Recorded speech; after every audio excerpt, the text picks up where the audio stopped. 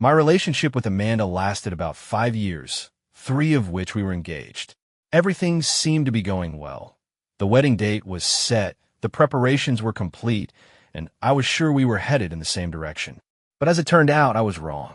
About 3 weeks ago, Amanda informed me that she was going on a trip to Europe with her old college friends. She described it as the trip of a lifetime. I did not mind. After all, could I forbid her from going on vacation with her friends?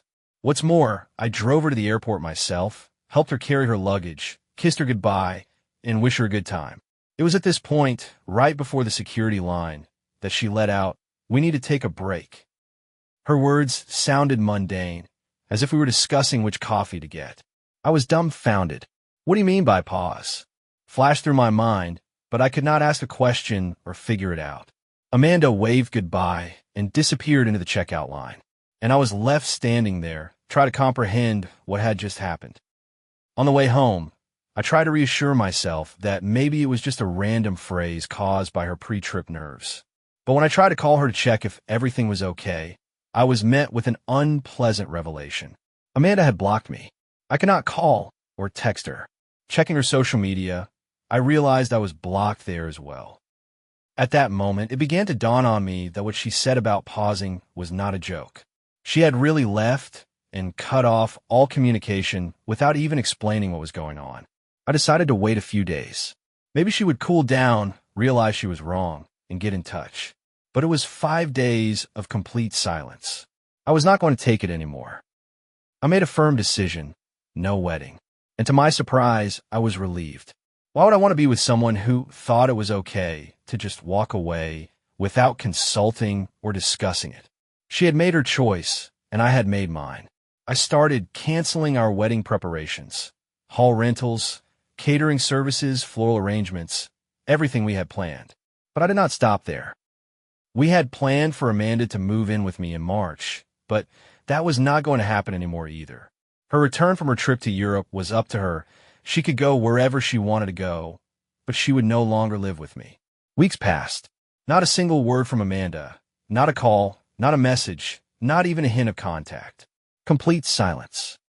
Suddenly, out of the blue, there was a call from an unknown number. Unsuspecting, I picked up the phone, and it turned out to be her. At first, I did not even realize who was calling. She was using a different number. Amanda said she was returning Thursday morning and dictated the details of her flight, as if I cared in the slightest. Her voice sounded as if nothing had happened, as if she had not disappeared from my life for 6 long weeks. I froze for a moment, then said, "And why would I want that information? What does it have to do with me?" There was absolute silence on the other end of the wire. That silence was golden. She clearly did not know what to answer. I did not give her a chance to explain and just blocked her, just like she had done to me. That, I thought at the time, was the end of it.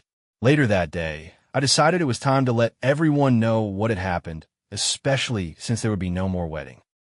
We had a general chat with friends and family, and I wrote a short message saying, "Hey everyone, just want to let you know that the wedding is off, and so is our relationship." I did not expect it to cause such a stir, but questions sprinkled in. Everyone started asking what happened. I had to tell the truth. I explained how Amanda decided to go to Europe, announced a pause without discussion, and then blocked me for 6 weeks. The reaction from friends and family was quite impressive. Many were shocked, and some were even angry at her behavior. I was pleased to feel their support at that moment. By about 2 p.m., Amanda finally decided to step into conversation. She did not say anything in depth, only asking me to call to discuss things in person. But I was adamant. I suggested that she discuss it directly in the general chat room if she was so eager to explain herself. She did not like that approach. She said that it was our private matters that should not be discussed in public. But, as I reminded her, she had made the situation public herself when she left without explanation. Amanda continued to text me, but I kept the conversation extremely short. I was not going to listen to her excuses. By 6 p.m., she started begging me to pick her up from the airport so we could talk things out. I told her bluntly that it was her idea, not mine, and she had only herself to blame. I was not going to run after her like nothing had happened. Honestly, Part of me still hoped she'd come up with some explanation that would justify her behavior. Maybe I wanted to believe that there was a reason she'd acted that way, something that would make it all make more sense. But with each passing minute, I realized more and more that there was no reasonable explanation. Amanda was not going to come back with a magnanimous apology or tell me about some misunderstanding. She had made her choice, and all I had to do was accept it. For the next few days, I focused on getting my life in order. I was not going to let this ruin me. The first thing I did was tackle our joint accounts, separating everything separately. Then I changed the locks on my apartment. The last thing I wanted was for Amanda to show up unannounced, figuring she could just walk back into my life like that. That was the end of it. But as it turned out, it was not that simple. Just as I had finally accepted that there would be no wedding, something unexpected began to happen. I had assumed that Amanda would try to get in touch sooner or later, and I was prepared for that. But there was no way I expected her to start playing the victim role so quickly. It all started with a text message from our mutual friend Emily. Usually Emily was honest and direct, but this time I could hear the uncertainty in her voice, like she did not want to get involved. She sent me a screenshot from another group chat, which of course I was not a member of. The screenshot showed Amanda talking to her friends, pretending to be the injured party.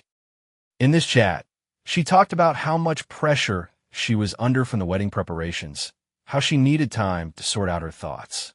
She even wrote something like, "I did not think the break would last this long, but I thought he would understand." And then she added a real gem. "I just needed to figure out if I was ready for marriage, but he canceled everything without even giving me a chance to talk." When I read that, I almost laughed. She blocked me on every possible platform for 6 weeks, and now she is trying to make it look like I did not give her a chance to explain herself. No, it does not work like that. My blood boiled with resentment. She was trying to make herself look miserable and me look reckless for rashly calling off the wedding. I realized I could not let her continue this. I decided it was time to set things straight. I was not going to let her rewrite history. Going into a general chat room with friends and family, where they were still discussing the wedding cancellation, I wrote a message to clear the air. "Hi everyone, I want you to know the truth. Amanda decided we needed a break without even talking to me, and then blocked me for 6 freaking weeks. I canceled the wedding because I'm not going to wait for someone who does not respect me enough to discuss this with me." After my chat message, the response was instantaneous. People started posting words of support, expressing surprise and outrage at the situation. Amanda was silent in chat for over an hour, but then emerged with some weak justification. She stated that she did not think it would go this far, and that she never meant to hurt anyone. One of my friends, Brian, decided to speak out directly in the chat room. He said, "Amanda, you say not just take a break, disappear for a few weeks, and then come back like nothing happened, expecting everything to be fine. It does not work that way." Honestly, I was glad someone else said that out loud, because I was getting tired of defending myself. And then the situation got even more interesting. Amanda's friend, Sharon, got involved. I always suspected she was a little unreliable, and this incident just confirmed my hunch. Sharon took Amanda aside and started talking about how much she was going through and how the wedding preparations could have taken a huge toll on her psyche. She tried to portray Amanda as a victim of stress and anxiety. Sharon continued her rant, stating that I should have given Amanda more time to think things over, and I may have rushed into canceling the wedding. This is where I finally lost my patience. I replied to her, "Sharon, with all due respect, you do not even know the half of the story. This is not about the stress of the wedding. It is about Amanda blocking me, cutting me off completely, and not trying to get in touch for the entire trip. I tried to contact her, calling, texting, but nothing. How much more time was I supposed to give her? 6 more months? A year? If Amanda did not want to be with me, she could have said so, but instead she just disappeared, expecting me to sit back and wait. Sharon, that is not how things work, realized that. After that, there was silence in the chat room. It seemed that everyone was beginning to realize how ridiculous the whole situation was. Even Sharon did not have anything to say. A few days passed, and I thought things would finally settle down. But it did not. This time I got a call from Amanda's sister, Hannah. Hannah and I have always had a pretty good relationship, so I figured she probably just wanted to know how I was holding up. But as soon as I answered, she got right to the point. Why did you cancel the wedding without talking to Amanda first? Hannah asked. I was stunned. I did not expect Hannah to side with her sister, especially after I told her everything. Hannah, your sister blocked me. How could I talk to her if she completely cut me off from communication? Hannah did not answer anything to that. She was silent for a moment, but immediately started again. Amanda is very worried. Her heart is broken. You should have waited until she got back and talked things over with her. That was the end of my patience. Look, I understand that you want to protect your sister, I said. But what she did was wrong. She did not give me any say in this break situation. I'm not going to wait for the person who dumped me. If Amanda wants to explain something, she knows how to find me. But I'm not going to fix what she ruined. Hannah tried to object to something, but I interrupted her. I'm sorry, I have to go. I hung up. I no longer had the desire to discuss the same thing with everyone Amanda sent to me. That same night, I received a text from Amanda herself. This time, she tried to apologize, well, at least half apologize. There was no real accountability for her actions in her words. She wrote something like, I'm sorry for the way things happened, but she did not acknowledge her guilt. She tried to make the situation seem like we were both at fault. I did not bother to respond. I just blocked her everywhere to avoid any further attempts to contact me. I did not want to hear any more of her excuses. It seemed like after all the drama with Amanda and her trying to play on my feelings to get the wedding back, things would finally calm down. But no, a week after I blocked Amanda, I received a strange call from an unfamiliar number. I did not want to answer it, but something made me pick up the phone. And guess who it was? Amanda's mom. Yeah, her mom. Honestly, I was shocked. Nancy, Amanda's mom, was always the kind of person who looked sweet and friendly on the outside, but underneath that was a fair amount of passive aggression. She's the kind of person who can give a compliment that somehow sounds like an insult. You know what I mean? The conversation started with a friendly tone, as if nothing had happened. Hey, honey, how is it going? Nancy said, as if we had not canceled the wedding and I had not cut her daughter out of my life. I knew right away that this was not just a conversation. I decided not to play her game and replied briefly. It's okay, Nancy. What's wrong? And then she began.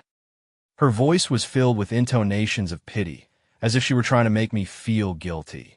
We were so looking forward to the wedding, and this whole thing has upset Amanda so much. Do you know she has been crying every day since she came back? She is just in a terrible state. I listened silently, but I was not going to let her make me feel guilty. I answered calmly but confidently. Nancy, I'm sorry Amanda is upset, but she made her choice. I did not cancel the wedding for no reason. But Nancy did not stop there. She moved on to her next line of attack. Maybe you were a little overreacting.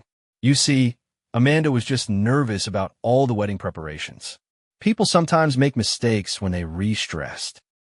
Do not you think you should give her another chance? I could hardly believe my ears. Nancy was trying to make her disappearance look like a minor mistake. I was not going to stand for it. Nancy, I said firmly, it was not just stress. She blocked me out everywhere, went to Europe, and did not say a word. It's not something you can just forget. If Amanda had doubts, she should have talked to me, not completely cut me out of her life. It seemed as if Nancy would finally shut up, but no. She tried to convince me again. Yes, it looks bad, but think about how many years you've been together. You had such a good relationship. Do not you want to try to keep them? I'm sure if Amanda explained everything, you'd understand. My irritation level was starting to go through the roof. It was like Nancy was not listening to me at all. She was so focused on convincing me to bring Amanda back that she was not interested in how I was feeling. I took a deep breath to calm myself down and said, Nancy, with all due respect, there will be no wedding, and that is final. I replied and hung up the phone. However, that turned out not to be the most unpleasant part. A couple days later, I received a message from Amanda herself. She had used a different number to get in touch. The message was long, several paragraphs long. In it, she apologized for everything that had happened. Amanda wrote that she did not mean to hurt me and realized she made a mistake. She explained that she was confused about the wedding. She needed time to sort out her feelings, but she did not know how to tell me, so she panicked and blocked me. But then she wrote the most amazing thing. Amanda still wanted to marry me. Yeah, that's right. After everything that had happened, she thought it could be fixed with a simple apology and get back to normal. I stared at her message for a long time, not knowing what to say. Part of me was still furious. No, to be honest, I was angry, but somewhere deep inside, there was a flicker of sadness. We spent years together, and this was clearly not how I envisioned our relationship. But the more I thought about it, the clearer I realized I could not forgive what had happened. It was not just about the wedding or her trip to Europe. It was about trust. Amanda had broken it, and no amount of apologizing or explaining could fix that. I could not marry someone who thought it was acceptable to disappear when the going got tough. So I did what I should have done a long time ago. Blocked her new number, deleted the message, and moved on. After all that, I felt like a huge weight had been lifted off my shoulders. No more attempts by Amanda to manipulate me or pressure from her family. It would seem that after I blocked Amanda and her entire family again, things should have calmed down. But no, of course things took a different turn. They just could not accept that the wedding was off. They tried to get at me from different angles, as if they wanted to force me to give up. A couple days later, I get another message. This time from one of Amanda's cousins, Nate. Nate and I had not spoken in months, so his sudden message was unexpected. He offered to meet up and talk things over. I was already tired of all the attempts to pull me back into Amanda's drama that I almost sent him a direct text. But curiosity took over. I wanted to see what approach this family decided to take on me this time. So I agreed to meet. At the cafe, Nate was already waiting for me, looking a little nervous. We exchanged a few awkward sentences, and then he finally got down to business. Look, he began, I know this Amanda situation is a mess. I just wanted to see if there was any chance of fixing it. Is there any chance that you and Amanda can fix things? Nate asked. I could barely keep from laughing. Nate, it's over. There's nothing to fix. I made my choice. Nate looked visibly uncomfortable, like he was about to say something I was not going to like. Yeah, I understand, he began. But the thing is, Amanda has been hinting that maybe you could try it all over again if you gave it time. I carefully set the cup of coffee on the table, trying to keep my cool. Nate, no offense, but Amanda already had her chance. She made a mistake, okay, so be it. But it was not just a mistake. She disappeared for weeks, completely removing me from her life as if I did not exist. You see, aim not just forget something like that and move on as if nothing had happened. Nate nodded, but it was clear he was not listening. Yeah, but what if she really wants to make things right? She says she wants to make it up to you. I shook my head. Nate, I appreciate you trying to help, but it's not going to happen. If Amanda wants to move on, that's her business. But I'm not going back to where we left off. There was an awkward silence between us after that. We both realized that this conversation was going nowhere. Finally, Nate shrugged and said, I get it. Just thought it was worth a shot. I finished my coffee, stood up, and said, Thanks for trying, Nate. But it's over. We both need to move on. He smiled slightly, clearly without much sincerity, and we said goodbye. I was finally tired of being tried to be dragged back into this toxic chaos. This time I was really ready to put a stop to it. After that, things finally quieted down. There were no more texts, no more phone calls, no more random family members showing up trying to get me to change my mind. It was a relief. But as it turned out, it was not over yet. No, Amanda decided to make another move that showed me just how far she was willing to go to try to get me back, or at least get her way. About a month after everything happened, I received a letter in the mail. Yes, a real paper letter, like it was the 19th century. I almost left it unopened, because who writes letters nowadays anyway? I figured it was probably Amanda's last attempt, so I decided to see what was in it. Honestly, I was not expecting anything out of the ordinary. How wrong I was. When I opened the letter, I saw a long, handwritten message, several pages in which Amanda poured out her heart. She wrote that she missed me, that she was sorry for everything that had happened, and so on. But here's what really struck me. She did not just apologize. She let me know that she wanted to get back together and talk. And then she added that she still had a key to my apartment. Yeah, you got that right. She wrote that she still has a key to my place. The very key that I had completely forgotten about. My heart sank. I'd already changed the locks when this whole thing started, but I did not think Amanda would think she still had access to my apartment. I immediately stood up, checked the locks, and began to consider what to do next. But that was not all. The letter did not just contain an apology. It actually laid out a plan for how we could start over. Amanda wrote that she had discussed with her mother about seeing a marriage counselor. At this point, I felt more irritation than anything else. Did she really think that was a good idea? After what had happened, I cannot believe it. But the letter got even more absurd from here on out. Toward the end, Amanda mentioned that she'd already set up appointments for us with a counselor. She had made an appointment for us without even asking if I wanted it or asking my opinion. Her self-confidence was amazing. Amanda assumed I would just go along with her plans, as if I had no say at all. I was seething with anger. Did she still not get it? After everything that had happened, she was still trying to control the situation and make me do her bidding. She seemed to believe that if I planned everything in advance, I would just give in. I sat down and wrote her back. If she decided to play the old-fashioned correspondence game, I was prepared to reply in the same spirit, but only once. In this letter, I was very clear it was over between us. No meetings with the counselor, no second chances, no talking. I also demanded the key back, even though I had changed the locks long ago, and told her it was time for her to move on because I had already done so. I sent the letter and felt relieved. I felt like I had finally closed this chapter of my life. But a week later, another letter arrived from Amanda. This time it was much shorter. She did not try to argue or talk me into counseling.